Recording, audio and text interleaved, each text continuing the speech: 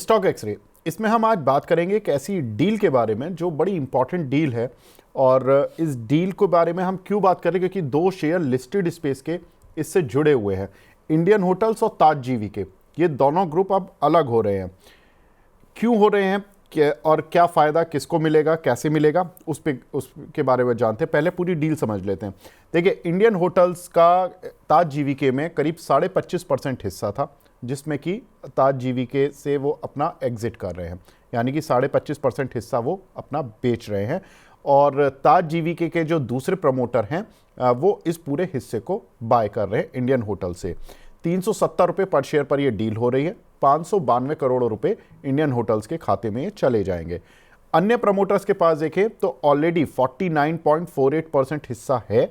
25.5% हिस्सा उनके पास और आ जाएगा, तो करीब 74-75% के बीच में हिस्सा हो जाएगा, जो कि प्रमोटर ओवरऑल प्रमोटर हिस्से में कोई अंतर नहीं आएगा कि एक प्रमोटर निकल रहा है, दूसरा प्रमोटर आ रहा है। लेकिन इस प्रमोटर निकलने में बहुत अंतर आ रहा है।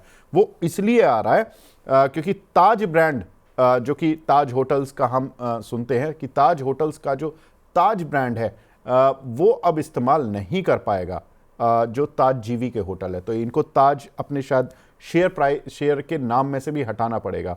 और ये एक इम्पॉर्टेंट गेम चेंजर होगा। अब ये ताज जीवी के लिए गेम चेंजर पॉजिटिव सेंस में होगा, नेगेटिव सेंस में, ये प्रदीप जी से भी बात करेंगे और कुछ फंडामेंटल ट्रिगर्स भी लेते हैं। निपॉन इंडिया ने हालांकि करीब 15.25 लाख शेयर खरीदे 420 रुपये पर शेयर पर ताज जीवीके के ओपन मार्केट से। ये बड़ा इंपॉर्टेंट है।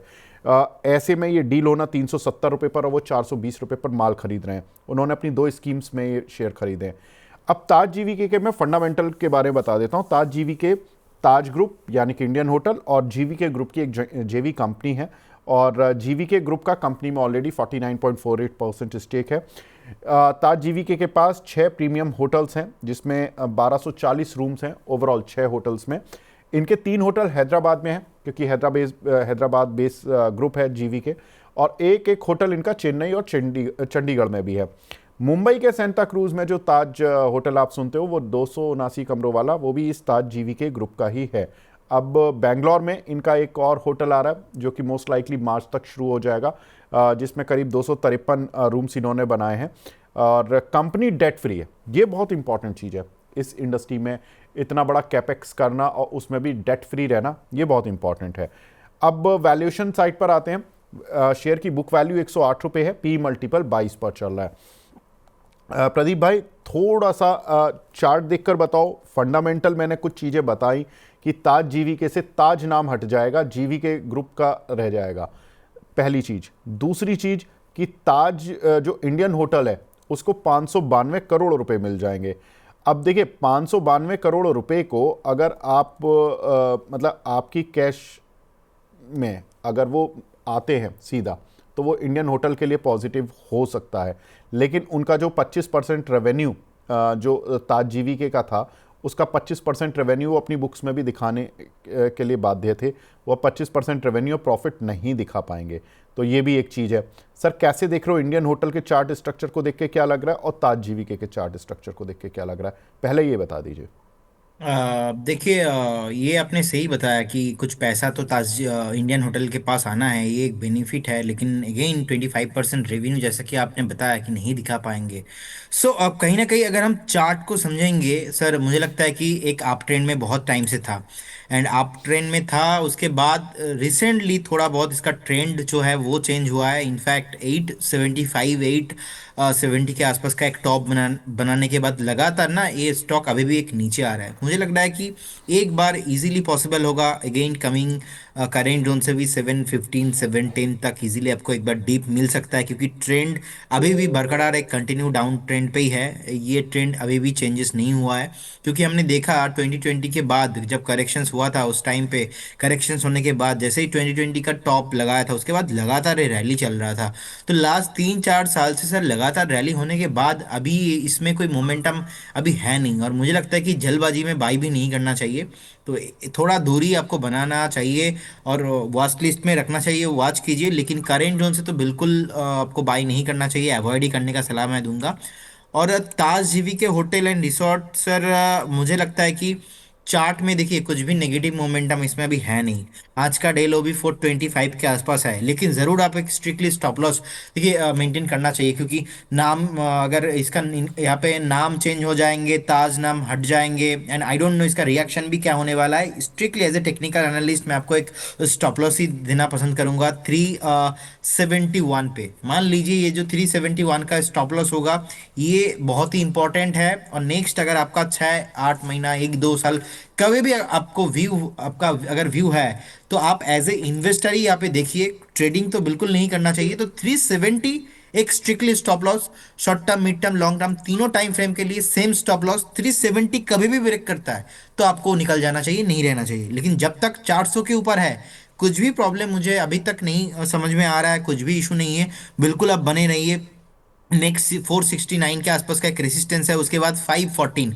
तो मुझे अगर आप पूछेंगे ताज जीवी के hotel and resort and compare to Indian hotel, तो ज़्यादा पसंद अच्छा लग रहा है चार्ट अभी भी। आज के दिन के हिसाब से ताज जीवी के होटल का चार्ट ही बढ़िया लग रहा है। 370 के आसपास का स्टॉप लॉस। लेकिन अभी दोनों काउंटर पे ही कोई ज़्यादा मोमेंटम नहीं दिखाई दे रहा है, तो थोड़ा अगर पॉसिबल है, आपके पास अगर पोजीशन है, तभी आप यहाँ पे बने रहिए, दोनों काउंटर्स में ही टारगेट स्टॉप लॉस मेंटेन करके। लेकिन फ्रेश बाई करना, कूदना इसके अंदर इस न्यूज़ के आधार पे, मुझे लगता है कि वो नहीं करना चाहिए। 592 करोड़ रुपीस मिलेंगे इनको। अगर ये उसको बैंक में भी डाल दें तो 7% इंटरेस्ट भी मिल जाए तो 42 करोड़ रुपए का प्रॉफिट ऐड होता है अदर इनकम के तौर पे।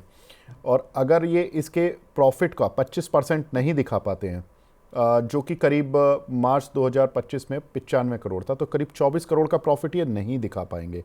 उसके अगेंस्ट में इनको जो 592 करोड़ रुपए मिलेंगे, उसको अगर बैंक में भी डाल दें तो 42 करोड़ रुपए का ब्याज मिल जाएगा, यानी कि 17 करोड़ रुपए का बेनिफिट ही है।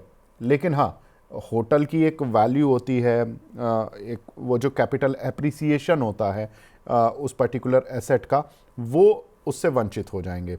तो इंडियन होटल की बुक्स में फ़िलहाल तो शॉर्ट टर्म में ये बेनिफिट मिल जाएगा।